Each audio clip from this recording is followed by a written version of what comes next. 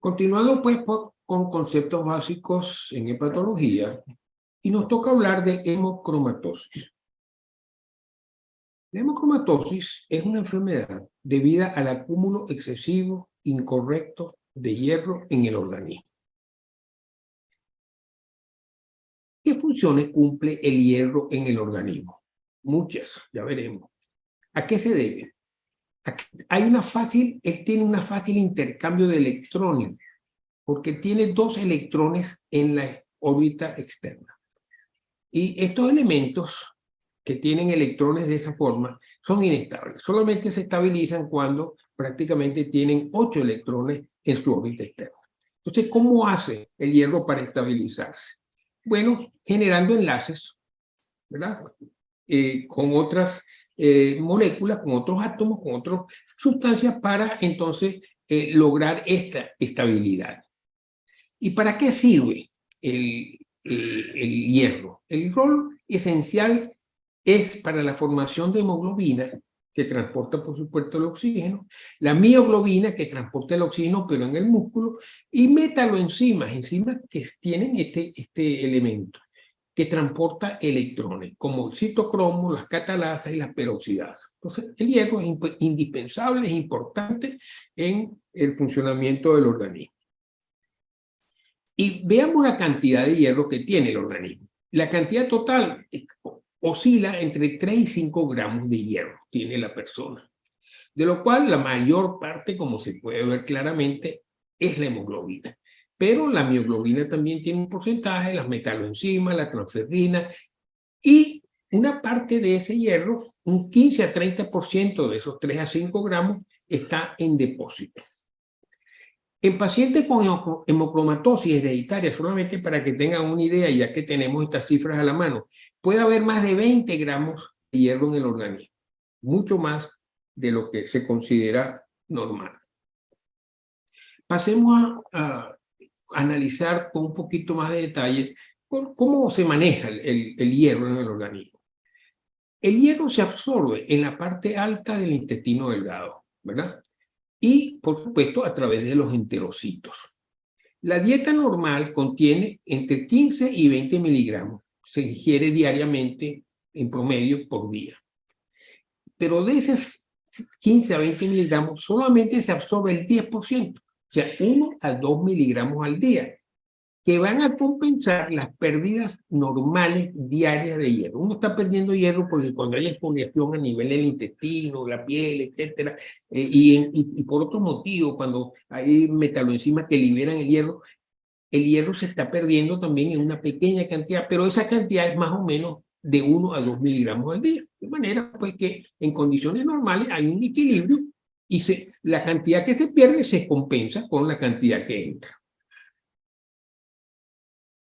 ¿Cómo se regula entonces esa situación? Se regula a través de la absorción.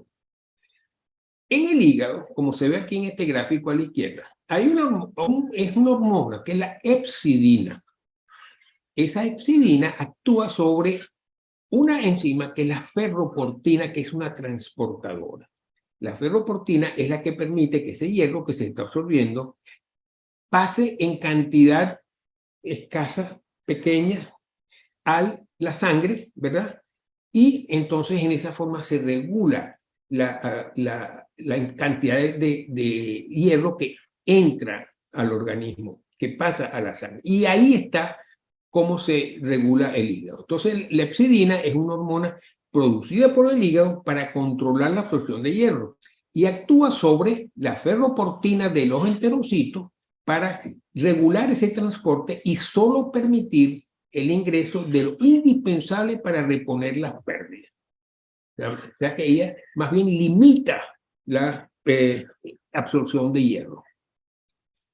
La hemocromatosis hereditaria, entonces, se debe básicamente a una falla de la hepcidina. Al fallar la hepcidina, entonces esto permite que el hierro se absorba libremente en cantidad superior a las pérdidas y se empieza a producir un depósito progresivo excesivo de hierro en el organismo porque el organismo no tiene mecanismo para eliminar hierro, no lo tiene. Entonces el hierro sencillamente se va a acumular. ¿Y cómo se transporta el hierro en la sangre, etcétera? A través de la transferrina, que es una molécula de transporte. Aquí lo vemos, yo lo pongo así como si fuera un autobús, por ejemplo, que lleva sus pasajeros. En este caso son los átomos de hierro. Normalmente, la cantidad de pasajeros que van a ese autobús no pasan de 45 normalmente. O sea, el 45% de ese autobús tiene esa cantidad. Cuando eso se eleva más de 50, entonces tenemos problemas. Entonces la ferritina también, como vamos a ver, la vamos a utilizar, porque si no, yo determino la cantidad de ferritina que hay en la sangre, que es donde ella circula, yo puedo determinar más o menos qué cantidad de hierro hay en el organismo. Y lo mismo pasa con la ferritina, ¿verdad? La ferritina es la molécula de depósito, ¿verdad? Y básicamente el hierro se va a depositar en los hepatocitos y en el sistema retículo endotelial. Y nuevamente yo puedo determinar los valores séricos de la ferritina en la sangre y normalmente es menor de 500 microgramos por decilitro. Entonces tenemos la transferrina, saturación, y la ferritina, valores normales. Entonces, la acumulación excesiva de hierro, ¿cuál es la fisiopatología? El hierro circula unido a la transferrina sin causar daño. O sea, una vez que sale del hepatocito, etcétera, porque es necesario en las células para formar metaloenzimas, etcétera, el hierro va a circular siempre dentro de la transferrina. Si excede la capacidad de la transferrina, se llena el autobús, ya no caben más, pero se sigue produciendo hierro de esa forma, hierro libre. Y el hierro libre es tóxico, incrementa radicales libres y daña por necroinflamación y fibrogénesis las células del organismo en general. Entonces pueden estar afectados diferentes órganos debido a esta situación. La patogenia, fíjense ustedes qué sucede en cada órgano. En el hígado se produce una hepatopatía crónica que llega a cirrosis y es muy frecuente en este tipo de cirrosis el hepatocarcinoma. El corazón, insuficiencia cardíaca y arritmias. En el páncreas, hiperglicemia y diabetes pronunciada. En el sistema endocrino, hipotiroidismo e hipogonadismo.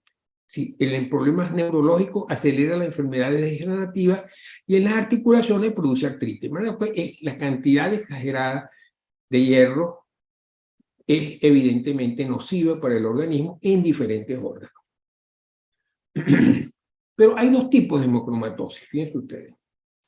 La hemocromatosis adquirida o secundaria no es un problema genético, ¿ya? Por ejemplo, pacientes que tienen problemas de anemias hemolíticas. Los pacientes están recibiendo transfusiones en cantidad prácticamente durante un largo periodo de su vida. Se va acumulando hierro en las anemias hemolíticas. La ingesta excesiva de hierro, el alcoholismo, la diálisis renal por periodos prolongados son todas causas en las cuales el hierro del organismo puede aumentar y puede aumentar hasta el punto de que llegue a provocar ya problemas serios. Pero la hemocromatosis hereditaria o primaria, que es de lo que hemos venido hablando, se debe a mutación de genes que regulan el balance de hierro, y hay 5 tipos de genes, pero realmente el frecuente, el que realmente produce la enfermedad en una cantidad importante es el tipo 1. Entonces, la hemocromatosis tipo 1, ya sabemos que es de origen genético, autosómica recesiva. Ya analizamos en otras charlas esta situación y vemos cómo para que esto suceda, para que suceda el problema, tienen ambos padres que tener el alelo, el gen correspondiente. Y eso se debe a varios tipos de mutaciones, porque hay 3 tipos de genes básicamente. Se han descubierto otros, estos son los 3 importantes. Pero básicamente el gen fundamental es el C282Y. C282Y. Y fíjense, 80 a 90% de los pacientes tienen 2 alelos iguales. O sea, este mismo gen repetido en padre y madre van a producir la enfermedad. Tiene baja penetrancia. ¿Qué quiere decir genéticamente eso? Bueno, que a pesar de que pueda tener los 2 alelos, ¿verdad? La enfermedad puede o no aparecer o en forma significativa o la gravedad. Pues que la penetrancia del gen es relativa. Y el portador, por supuesto, tiene una sola copia del gen y no tiene enfermedad.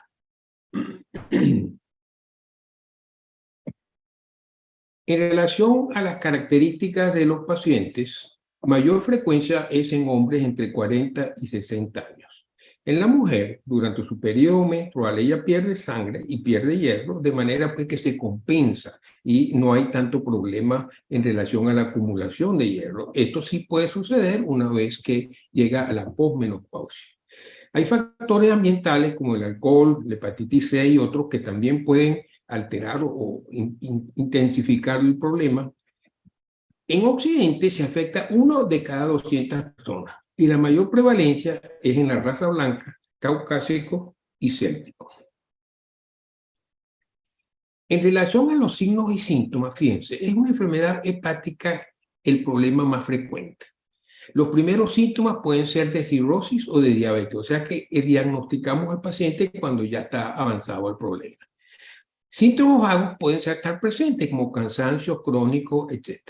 Y otras manifestaciones son la piel bronceada, la insuficiencia cardíaca, las artralgias, el hipotiroidismo y el hipogonadismo. ¿Cómo hacemos el diagnóstico básico de esta enfermedad? Bueno, ya hablamos de los dos elementos importantes que podemos determinar a nivel sanguíneo que nos dan una idea. La saturación de transferrina, ¿verdad? Que es mayor de 45%. Se nos está llenando ese autobús. Usualmente más de 60% en el hombre y de 50% en la mujer. Las mujeres durante su periodo menstrual está protegida porque está perdiendo sangre. Y al perder sangre pierde hierro. Entonces, como nos tiene la mayoría de las, si va a haber enfermedad, va a ser después de la menopausia. Entonces, en los hombres, la ferritina sérica está alrededor de 300 nanogramos por mililitro, en las mujeres es menor, y exceso moderado es de 500 nanogramos, pero severo es de 500 a 1000 nanogramos de esta situación de transferrina.